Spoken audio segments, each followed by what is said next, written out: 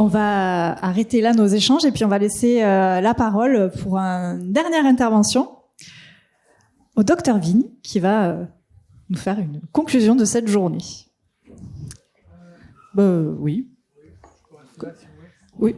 Oui, donc théoriquement, mais je vois que les rangs sont clairsemés. Je vais faire un résumé. Non, c'est pas une conclusion, mais un résumé. Alors je vais essayer, mais très vite. Alors en conclusion, j'ai un peu ramolli, c'est-à-dire que on a entendu des choses de plus en plus organisées, formelles, formalisées, et moi ça m'a un petit peu fatigué, mais c'est un idéal du moi, c'est quelque chose qui est un appel asymptotique. Il faut tendre vers ces choses-là. On a jusqu'à 2035, on a un peu le temps. Donc c'est étrange de donner la conclusion à un clinicien. Vous avez vu, moi je suis parti d'une position modeste, et pourtant j'en ai vu pas mal, des adolescents, mais de doute. Alors maintenant je doute un peu moins quand même, j'y vois un peu plus clair sur l'objet santé mentale quand même. On a donc appris des choses. La deuxième chose, bientôt une machine pourra me remplacer. Heureusement, on l'a vu tout à l'heure, ça va le Bussy, mais bientôt on aura un nuage d'idées à la place du nuage de mots, même si les nuages c'est floconneux. Et les idées, normalement, c'est Platon, c'est un peu Rédas, mais bon, on va finir par y arriver, on remplacera comme ça celui qui fait la synthèse en étant un peu fatigué. Donc, ce qu'on a vu, c'est qu'il y a beaucoup de travail. C'est-à-dire, tout le monde travaille, et que moi, je ne doute absolument pas, en ayant écouté tous ces acteurs, de l'efficacité. Ça va marcher. Ce qu'ils font, eux, ça va marcher. Je doute de l'efficience. Est-ce que ça va transformer du réel? Ça, c'est autre chose. C'est-à-dire, ils vont déployer leur projet, leur machin, tout. Très bien.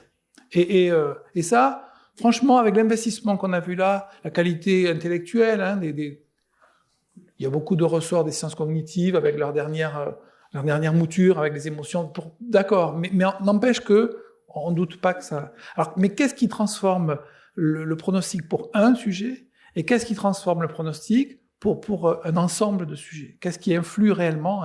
On est bien sur des politiques de santé mentale, mais des politiques globalement. Comment on appelle ceci, comment on appelle cela, etc. Donc, on l'a vu tout le long, et je dirais que si on devait se quitter avec un mot, je suis content, c'est moi qui l'ai prononcé en premier, c'est maillage. Alors, pourquoi maillage? C'est joli d'abord, mais maillage, c'est...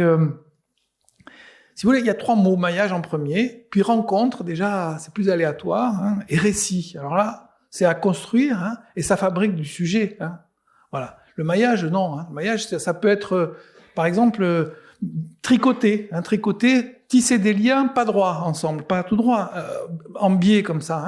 Et c'est vrai que c'est un peu ça quand même. Et puis, c'est plus solide un tricot qu'un fil tout seul, même si le fil lui-même a une force faible. Enfin, je ne vais pas faire le scientifique, mais c'est vrai ça. Mais maillage, c'est aussi un filet. Content, on lâche un filet, on prend un filet, et on laisse filer ceux qui vont plutôt bien. Et on garde ceux qui vont pas bien. Ça, c'est ça le maillage aussi, mine de rien. Faut pas trop le dire, mais c'est un peu ça. Mais ça peut être aussi une cote de bail. Je vous ai maillé le machin, puis vous faites comme j'ai dit, et puis terminé.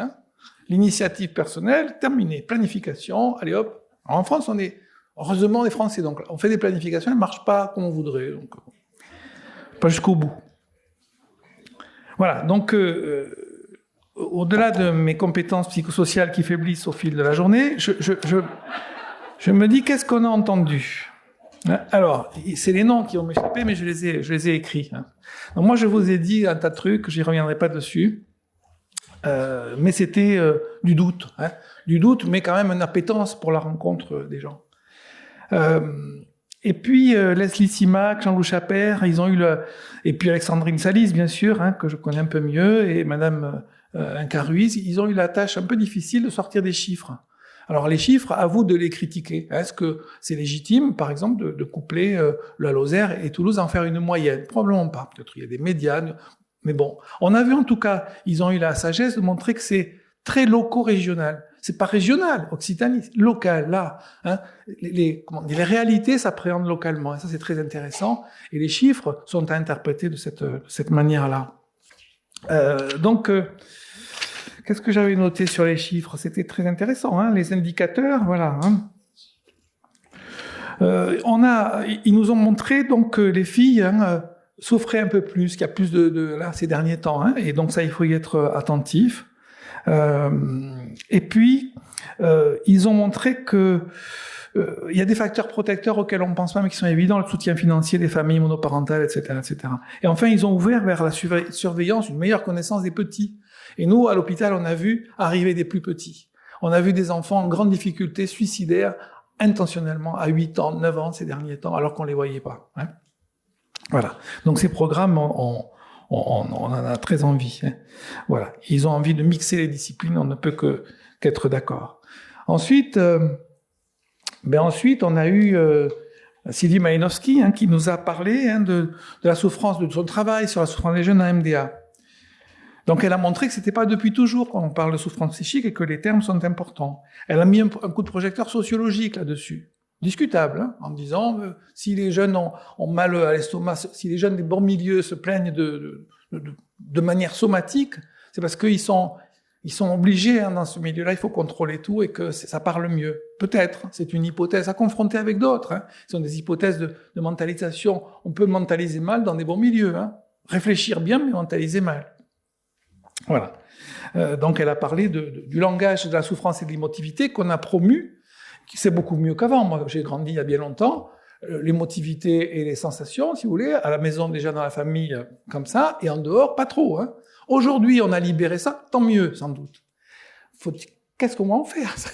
Quel est le réceptacle de tout ça? Les ados, c'est très bien, mais est-ce qu'on va les laisser gérer tout ça sur des réseaux sociaux? Ça chauffe un petit peu, qui manipulent mieux que nous, ceci dit. Voilà. Donc elle a parlé de catégories, les discrets, les rejetés, etc. Donc de problématiques un peu narcissiques quand même. Et elle a parlé aussi d'introjecter la responsabilité. Alors ça, je trouve ça très intéressant, cette notion, cette idée que, au fond, ceux qui souffrent, là, comme ça, ils ont mis dedans la responsabilité. Ils sont pas assez projectifs, ils sont pas assez, c'est la faute d'eux, c'est la faute de la pauvreté, de machin. Nous, on l'est bien, on dit, c'est pas nous, on n'y est pour rien. C'est parce que, etc. Si les gens étaient plus friqués, on n'aurait pas de patients. Mais c'est pas vrai, bien sûr, pas tout à fait. Mais elle a bien montré ces choses-là.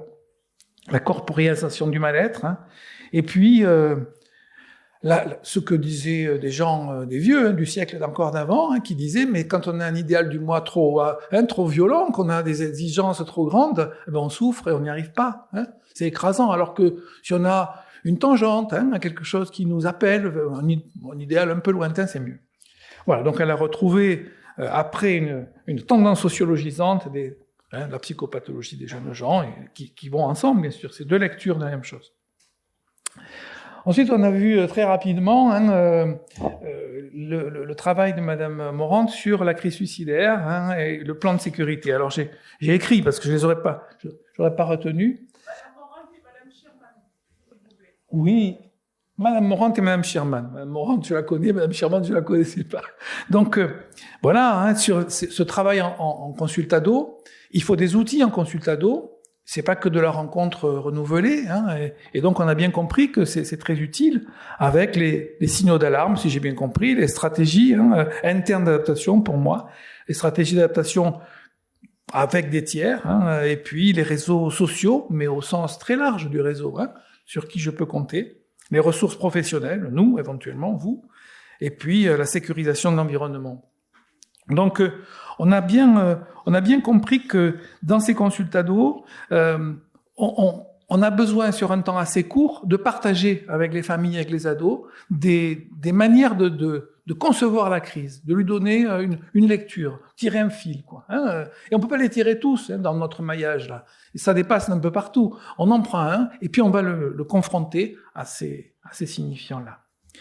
Ensuite, on a entendu Madame Karen Asnar, donc, et Madame Margot Fett, qui nous ont, de manière très, très intéressante, parlé de la santé mentale. Elles ont tenté une formalisation. On a avancé là sur le côté formalisation des choses, les institutions, les conseils, etc. Ce qui a remplacé. Vous voyez qu'on est passé quand même du Conseil national de santé mentale présidé par Alain Ehrenberg, par ailleurs tout à fait estimable et qu'on aime bien, mais présidé par un sociologue avec 2 psychiatres dans le fond de la salle, à des choses locales, pas nationales. Enfin, il y en a aussi, mais locales, et avec le mélange entre les acteurs de la maladie, de la psychiatrie, du soin, et puis tous les autres acteurs de la santé mentale. Et c'est probablement un progrès. Donc, elles nous ont montré une tentative de formalisation. Comment, dans la cité, il y a des institutions qui vont... alors, elles sont probablement mal connues, mais elles sont là, et elles devraient un jour venir à la rencontre du public. Voilà. Et elles nous ont rappelé que nous, pédopsychiatres, on est en avance là-dessus. Enfin, vous, ceux qui s'occupent d'enfants, c'est que pour s'occuper d'un petit qui va pas bien, eh bien, il faut aller à l'école, faire des équipes éducatives, il faut tenir compte du club de sport, il faut l'environnement, hein, les parents bien sûr, hein, mais les grands-parents, tout le monde, hein, tout ça est essentiel. On ne peut pas soigner un enfant, même s'il a une maladie étiquetée qui s'appelle comme ça, sans intervenir vraiment sur le milieu, ou sans en tout cas avoir Donc la réhabilitation, la notion de rétablissement suppose que le milieu va s'adapter en partie et que on va travailler ensemble à ce que ce milieu comprenne à qui il a affaire, comment il peut ne pas malmener. Ça, c'est la pratique quotidienne des soins avec les adolescents. Quand il y a un adolescent un peu, moi j'en ai un comme ça qui était renvoyé 6 fois pour des pratiques sexuelles déviantes, c'est terrible, hein. Et puis voilà, on l'a reçu, la maison des ados, je suis allé faire une équipe éducative dans le LEP, là, et les gens ont compris, hein, comment il fonctionne psychiquement. Après, il est de sa responsabilité de savoir s'il continue ou pas, mais il a été entendu et compris, et il est resté, enfin. C'est pas un miracle, hein, c'est le travail. On ne peut pas faire sans. Et elles nous l'ont rappelé, malgré le fait qu'elles ont attaqué un sujet un peu ardu, qui sont les conseils, etc. Et les commissions. Voilà, ensuite, Philippe Rigoulot et Madame Ingrid Potier ont parlé des maisons des ados, présentées comme un objet magnifique. Hein. C'est-à-dire, alors, le cahier des charges des maisons des ados, je le connais bien, j'y ai travaillé un peu, il y a tout dedans, hein, donc il est parfait. Hein. C'est un lieu ouvert, non stigmatisant, etc. Bon, voilà, elles ont pris leur place en quelques années dans le paysage, hein, mais comment elles s'articulent avec les programmes qu'on a vus à la fin et avec les soins au long cours, hein, pour soigner un ado qui va pas très bien, il faut du temps, hein, ou alors la référence, en tout cas sur longtemps. Hein. On peut s'appeler de temps en temps, ils reviennent nous voir, moi j'en ai qui reviennent me voir, je les ai soignés, ils ont 45 ans, donc vous imaginez le truc. Mais, enfin, ils reviennent me voir. En tout cas, ils parlent de moi aux urgences en disant « j'ai connu un tel ». Donc, vous voyez, il y a de la longue durée, comment, sur ces endroits parfaits, idéaux, hein, où il y a une rencontre multidisciplinaire, ouverte, non stigmatisante, parfois sans donner son nom, en disant « je m'appelle François alors que je m'appelle Annie », etc. Eh bien, même là, on se demande comment on va continuer, qu'est-ce qui va se passer après, est-ce qu'il y a besoin de quelque chose, est-ce qu'il y a besoin de rien. Donc, ils nous ont bien décrit, hein, la manière de travailler dans les maisons des ados, qui peut être différente en fonction des maisons d'ados, mais qui nécessite, et là de nouveau, hein, du partenariat, de la rencontre, bien se connaître. Ça a une place, et on voit bien comment certaines maisons des ados sont partenaires d'un programme. Hein, alors elles peuvent pas être partenaires de tout, mais elles ont une place importante, en tout cas une représentation importante pour les enfants. Voilà, on a ensuite la présentation du déclic par Mohamed Gaouti, que je ne vais pas décrire, hein, sauf pour préciser que nos ados à difficultés multiples, là, c'est une école, hein, de modestie, si vous voulez. C'est compliqué, hein, c'est les patients les plus difficiles, hein, et donc ils peuvent pas être réduits, hein, à des compétences. Ils en ont pas beaucoup. Enfin, elles sont mal fichues, elles sont variables en fonction des lieux et du temps. Donc ils peuvent pas être réduits au modèle qu'on a là. Et c'est pourquoi il faut qu'on se mette tous ensemble autour de la table pour partager des représentations, des projets, des pistes, hein, pour les aider. Je préciserai juste une chose, c'est que les juges ne reçoivent pas nos comptes rendus. Hein.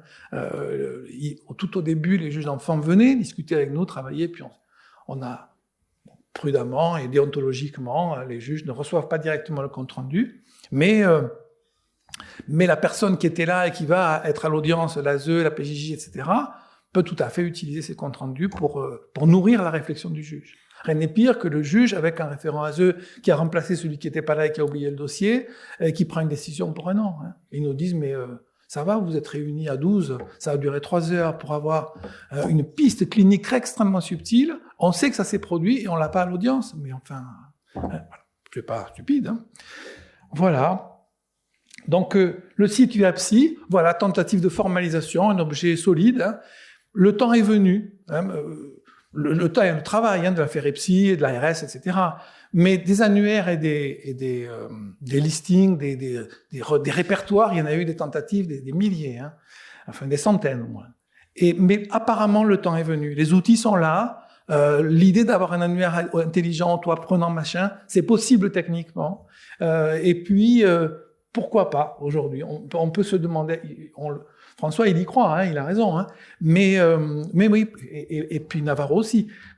Les moyens sont là, mais surtout, je crois que le temps est venu. Et donc, bonne longue vie à ce type de site, très utile, très intéressant pour le public. Voilà, on a entendu la présentation du dispositif de formation prévention du suicide. Il y a eu des propositions dans le 31 il y a quelques mois, avec leurs 3 niveaux, tout à fait passionnants. Protéger celui qui est en toute première ligne, qui a envie d'y aller, mais qui est vraiment pas du tout formé, qui y va comme ça, là, un peu comme les joueurs de rugby qui venaient voir les adolescents mourants à l'hôpital, ils y ont comme ça, avec des gros muscles, une grosse envie, mais après, une fois qu'on y est, même si on est grand et costaud, voilà. Tenir la main des ados qui meurent, c'est pas facile, quoi. Il faut protéger ces gens. Il faut qu'ils y aillent, mais il faut les protéger un peu. Enfin, il faut, en tout cas, leur donner un sentiment qu'on s'intéresse à eux. Parce que les outils, on les a pas forcément. Mais on va leur donner quand même quelque chose qui est un intérêt partagé, soutenir les soutenants. Et puis les 2 autres niveaux, bien sûr, pour les techniciens qui vont prendre en charge, et pour les autres qui sont un peu entre deux. Vous voyez que on est vraiment là-dedans. Ceux qui vont pas mal, et qu'il faut continuer à soutenir les jeunes, leur donner envie de vivre, et même de se reproduire. Quelqu'un disait ce matin, ils n'ont plus envie de faire des enfants, etc. Vraie question dans le monde ces dernières semaines. Leur donner envie, parce qu'après tout, les temps sont moins durs on l'a dit, qu'au 19e siècle. Mais aussi, s'occuper de ceux qui sont un peu entre deux. Il y a plein de psychologues, d'éducateurs, de métiers à inventer, psycho-éducateurs, un peu à sciences sociales aussi, enfin des gens qui y vont. Et puis derrière, ceux qui ont une énorme culture et un peu d'autorité, l'autorité médicale, qui dit bon, mais là on s'arrête, on va faire comme ça. Même si je me trompe. Moi, ça m'est arrivé à la maison des ados de dire on va faire comme ça. Parce que là, on part un peu, etc. C'est une pathologie, on est d'accord. Moi, j'en ai déjà soigné, on va faire comme ça. Si je me trompe, on verra. Ça, c'est l'autorité médicale. Et ça, tout le monde ne peut pas le faire, et pas légitime pour le faire. C'est pas abuser de son pouvoir, c'est dire qu'il faut arrêter quelque chose qui désorganise. Donc voilà. Voilà, donc prévention formation, dispositif de formation, intéressant parce que ça touche beaucoup de gens et à des niveaux différents, après tout, tout à fait passionnant. Et puis, les 2 dernières interventions, merci à Madame Nomblot qui dans son discours a placé les GM, a placé les pairs comme ça, et le récit aussi. Elle nous a dit là, juste maintenant, qu'il faut bien des récits partagés, puisqu'au bout du bout, c'est qu'est-ce que je me raconte de moi-même, qu'est-ce que je raconte sur le monde et avec qui j'en parle. Donc, 2 outils, le site que j'étais allé voir, mais j'ai navigué pour venir ici, je m'y suis perdu, bien sûr. Il y avait tellement de choses extrêmement techniques que je n'ai pas pu faire un résumé de ça. Je vous ai dit comment le clinicien lui voit les choses. C'est un peu brouillon, mais vous avez mis de l'ordre depuis, et moi aussi un tout petit peu. Et donc voilà, les semaines, on y a participé, j'ai participé 1 ou 2 fois, comme ça, ces semaines d'information en santé mentale. C'est bien passionnant et c'est intéressant qu'on puisse les aborder. Il y a du monde qui vient écouter un film, commenter, etc. Des choses qui sont déclinées en fonction du local, mais aussi psychom. Un psychom, c'est bien fait, on voit bien qu'il y a du travail là derrière.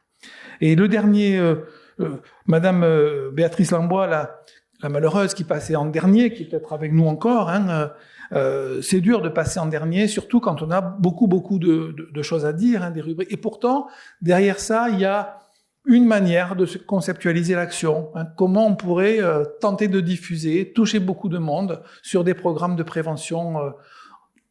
On a vu, santé mentale, hygiène mentale, prévention, c'est pas très loin. Bien sûr, ça suffira probablement pas pour révolutionner les choses, mais ça a le mérite d'être compréhensible, manuelisable et diffusable. Et bon, voilà, modestement, on peut se dire que ce sera bien utile.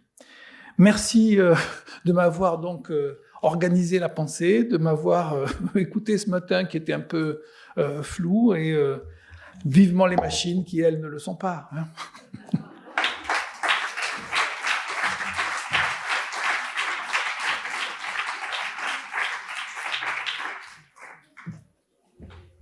Eh bien, merci beaucoup, Dr Vigne, et merci à l'ensemble des intervenants et l'ensemble du public. Et donc, cette journée est à présent terminée. Vous retrouverez tous les supports. Je continuerai à vous écrire quelques mails. Je vais pas vous lâcher comme ça. Voilà, donc merci à tous et bon retour chez vous et à bientôt.